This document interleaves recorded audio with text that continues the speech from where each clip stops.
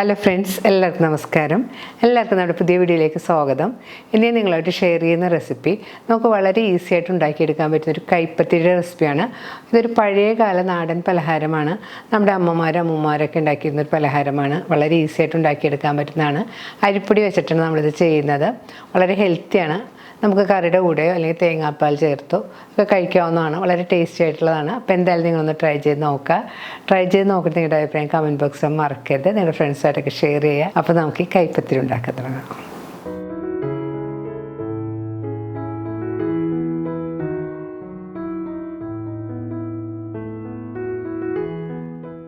കൈപ്പത്തിരി ഉണ്ടാക്കാനായിട്ട് ഒരു പാനിൽ കുറച്ച് വെള്ളം തിളപ്പിക്കാൻ വെച്ചിട്ടുണ്ട്. ഞാനിവിടെ എടുത്തിരിക്കുന്നത് 3 കപ്പ് വെള്ളമാണ്.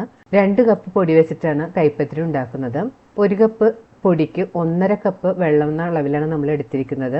ഇതിലേക്ക് പാകത്തിനുള്ള പൊടിയും കൂടി ചേർത്ത് കൊടുക്കാം. ഇനി ഇതിലേക്ക് 1 ടേബിൾ സ്പൂൺ ഓയിലും കൂടി ചേർത്ത് കൊടുക്കാം. ഞാനിവിടെ ഉപയോഗിച്ചിരിക്കുന്നത് വെളിച്ചെണ്ണയാണ് കൂടുതൽ സ്വാദ്. 250 ml കപ്പിന് 2 കപ്പ് പൊടിയാണ് ഞാനിവിടെ എടുത്തിരിക്കുന്നത്. പത്തിരിക്കായിട്ട് എടുക്കുന്ന പൊടി ഒട്ടും തരിയില്ലാത്ത നമ്മൾ പാക്കറ്റിൽ വാങ്ങാൻ കിട്ടുന്ന ഇടിയപ്പത്തിൻ്റെയോ പത്തിരിയുടെയോ പൊടി വേണം ഉപയോഗിക്കാനായിട്ട്. വെള്ളം നല്ലതുപോലെ തിളക്കാൻ തുടങ്ങിയിട്ടുണ്ട്. ഈ സ്റ്റവ് ഒരു ലോ ഫ്ലെയിമിലേക്ക് വെക്കണം. ഇതിലേക്ക് 1 കപ്പ് തേങ്ങ ചിരവിയതും 5 ചെറിയ ഉള്ളി ചെറുതായിട്ട് ചോപ്പ് ചെയ്തും കൂടി ചേർത്ത് കൊടുക്കാം. ഇവ ചേർത്ത് നല്ലപോലെ മിക്സ് ചെയ്ത് കൊടുക്കണം. കൂടെ 1/2 ടീസ്പൂൺ ചെറിയ ജീരകം കൂടി ചേർത്ത് കൊടുക്കാം. ഇനി വെള്ളത്തിലേക്ക് അരിപ്പൊടി ചേർത്ത് കൊടുക്കാം. അരിപ്പൊടി കുറേശ്ശായിട്ട് ചേർക്കുന്ന സമയത്ത് സ്പൂൺ കൊണ്ടൊന്ന് നല്ലപോലെ ഇളക്കി കൊടുക്കണം. സ്പൂൺ കൊണ്ട് നല്ലതുപോലെ ഇളക്കി ഒട്ടും കട്ടയില്ലാതെ ഒന്ന് മിക്സ് ചെയ്തെടുക്കണം. പൊടിയിലുള്ള വെള്ളമെല്ലാം വറ്റി വരുന്നവരെ ലോ ഫ്ലെയിമിൽ വെച്ച് കുറച്ച് സമയം കുക്ക് ചെയ്യണം. ഇപ്പോൾ പൊടിയിലുള്ള വെള്ളമെല്ലാം നല്ലതുപോലെ വറ്റി വന്നിട്ടുണ്ട്. ഇനി സ്റ്റവ് ഓഫ് ചെയ്ത് ഇത് മാറ്റി വെക്കാം. കുഴച്ചെടുക്കാനുള്ള സൗകര്യത്തിനായിട്ട് ഞാനിത് വേറൊരു പാത്രത്തിലേക്ക് മാറ്റുന്നുണ്ട്. കുഴച്ചെടുക്കുന്ന സമയത്ത് ചെറിയ ചൂടുള്ള വെള്ളം ഒരു പാത്രത്തിലെടുത്ത് മാറ്റി വെക്കണം.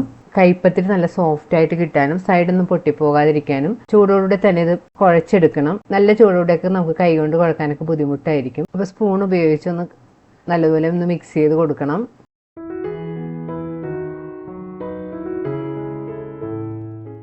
സ്പൂൺ കൊണ്ട് നല്ലപോലെ മയപ്പെടുത്തിയെടുത്തതിന് ശേഷം ഒന്ന് മൂടി മാറ്റി വെക്കാം. കുഴച്ച് വെച്ചിരിക്കുന്ന മാവ് തണുത്ത് പോകരുത്. കൈകൊണ്ട് കുഴക്കാൻ പറ്റുന്ന പാകമാകുമ്പോഴത്തേക്കും ചൂടോടുകൂടി തന്നെ കുഴച്ചെടുക്കണം. എന്നാൽ മാത്രമേ പത്തിരി നല്ല സോഫ്റ്റായിട്ടും സൈഡെല്ലാം പൊട്ടിപ്പോകാതെയും കിട്ടുകയുള്ളൂ.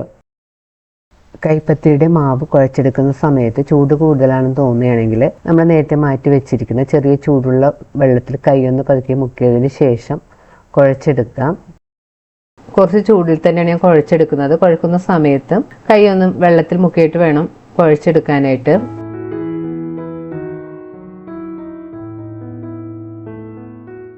കൈപ്പത്തിരിക്കുള്ള മാവ് നല്ല സോഫ്റ്റായിട്ട് കുഴച്ചെടുത്തിട്ടുണ്ട്. ഇനി ഇതിൽ നിന്ന് കുറേശ്ശെ മാവ് കയ്യിലെടുത്ത് ഉരുളകളായിട്ട് ഉരുട്ടിയെടുക്കണം. ഞാനിവിടെ ഉപയോഗിച്ചിരിക്കുന്ന മെഷർമെൻറ്റിൽ നമുക്ക് 8 കൈപ്പത്തിരി ഉണ്ടാക്കാനുള്ള മാവുണ്ടാകും. കയ്യിൽ വെച്ച് പരത്തുന്ന സമയത്ത് കയ്യിൽ കുറച്ച് എണ്ണ തടവി കൊടുക്കുക. ഇനി ഓരോ ഉരുളകളും കയ്യിൽ വെച്ചൊന്ന് പരത്തിയെടുക്കണം. പരത്തിയെടുക്കുന്ന സമയത്ത് പത്തിരിയുടെ സൈഡെല്ലാം ഒന്ന് കൈകൊണ്ട് നല്ലപോലെ ഷേപ്പ് ചെയ്ത് കൊടുക്കാം. സൈഡെല്ലാം ഒന്ന് കൈകൊണ്ട് അമർത്തി പൊട്ടാത്ത വിധത്തിൽ നേർമയായിട്ട് പരത്തിയെടുക്കണം. വേണമെങ്കിൽ കൈയൊന്ന് നനച്ചതിന് ശേഷം സൈഡൊക്കെ ഒന്ന് പരത്തി കൊടുത്താൽ മതി.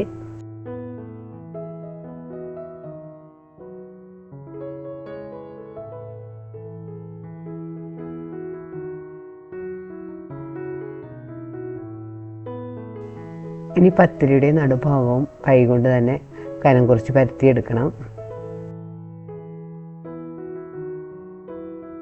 പത്തിരി ഇപ്പോൾ ഈ കാണുന്നത് പോലെ സൈഡൊന്നും പൊട്ടിപ്പോകാതെ കൈകൊണ്ട് കനം കുറച്ച് നേർമയിൽ പരത്തിയെടുത്തിട്ടുണ്ട്.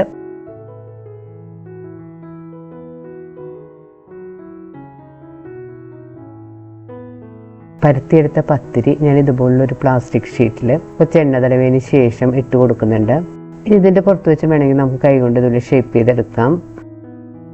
ബാക്കിയുള്ള പത്തിരി നമുക്ക് കൈകൊണ്ട് ഇതുപോലെ തന്നെ ഉണ്ടാക്കിയെടുക്കാം. പത്തിരി ഉണ്ടാക്കി ഉടനെ തന്നെ നമ്മളിത് ചുട്ടെടുക്കണം. പത്തിരി ഉണ്ടാക്കാനായിട്ട് ഞാനിവിടെ ഒരു നോൺ സ്റ്റിക്ക് പാൻ ചൂടാക്കാൻ വെച്ചിട്ടുണ്ട്. പാൻ ചൂടായി വരുമ്പോൾ ഇതിലേക്ക് റെഡിയാക്കി വെച്ചിരിക്കുന്ന പത്തിരി ഇട്ട് കൊടുക്കാം. പത്തിരി ഇട്ടതിന് ശേഷം സ്റ്റവ് ഒരു മീഡിയം ഫ്ലെയിമിൽ വെച്ച് വേണം കുക്ക് ചെയ്യാനായിട്ട്. ഇതിന് കുറച്ച് കട്ടിയുള്ളതുകൊണ്ട് കുറച്ച് സമയമെടുത്ത് വേണം കുക്ക് ചെയ്യാനായിട്ട്. പത്തിരിയുടെ പുറത്ത് പതുക്കെ ചട്ടാൻ കൊണ്ടൊന്ന് പതുക്കെ പ്രസ് ചെയ്ത് കൊടുക്കാം. ഇപ്പോൾ ഒരു സൈഡ് മൂത്ത് ഭാഗമായി വന്നിട്ടുണ്ടെങ്കിൽ തിരിച്ചിട്ട് കൊടുക്കാം. നോൺ സ്റ്റിക്ക് പാനിലായതുകൊണ്ട് നമ്മൾ ഇതിൽ പ്രത്യേകിച്ച് എണ്ണയൊന്നും ഒഴിച്ച് കുക്ക് ചെയ്യേണ്ട ആവശ്യമില്ല. നോൺ സ്റ്റിക്ക് അല്ലാത്ത പാനിൽ വെച്ച് നമ്മൾ കുക്ക് ചെയ്യുകയാണെങ്കിൽ സ്വല്പം എണ്ണയൊക്കെ ഒഴിച്ച് കൊടുക്കാം. തിരിച്ചും മറിച്ചും ഇട്ട് പത്തിരിയുടെ പുറമെല്ലാം ചെറിയൊരു ബ്രൗൺ കളർ ആവുന്നവരെ ഒന്ന് കുക്ക് ചെയ്തെടുക്കണം. ഇപ്പോൾ പത്തിരി പാകമായി വന്നിട്ടുണ്ട്. ഇനി നമുക്ക് പ്ലേറ്റിലേക്ക് കോരി മാറ്റാം. ബാക്കിയുള്ള പത്തിരി നമുക്ക് ഇതുപോലെ തന്നെ ഉണ്ടാക്കിയെടുക്കാം. പത്തിരി നമുക്ക് തേങ്ങാപ്പാലിൻ്റെ കൂടെയോ അല്ലെങ്കിൽ ബീഫ് കറിയോ ചിക്കൻ കറിയോ വെജിറ്റബിൾ കറിയോ ഒക്കെ ചേർത്ത് കഴിക്കാവുന്നതാണ്. വളരെ പെട്ടെന്ന് ഉണ്ടാക്കിയെടുക്കാവുന്ന നല്ല ഹെൽത്തിയുമായ നമ്മുടെ കൈപ്പത്തിരി റെഡി ആയിട്ടുണ്ട്. അപ്പോൾ എന്തായാലും നിങ്ങളൊന്ന് ട്രൈ ചെയ്ത് നോക്കുക. ട്രൈ ചെയ്ത് നോക്കിയിട്ട് അഭിപ്രായം കമൻറ്റ് ബോക്സിൽ മറക്കരുത്. ഫ്രണ്ട്സായിട്ടൊക്കെ ഷെയർ ചെയ്യാം. വീണ്ടും ഇതുപോലുള്ള സിമ്പിളും ടേസ്റ്റിയുമായിട്ടുള്ള റെസിപ്പി ആയിട്ട് നമുക്ക് കാണാം. Thank you.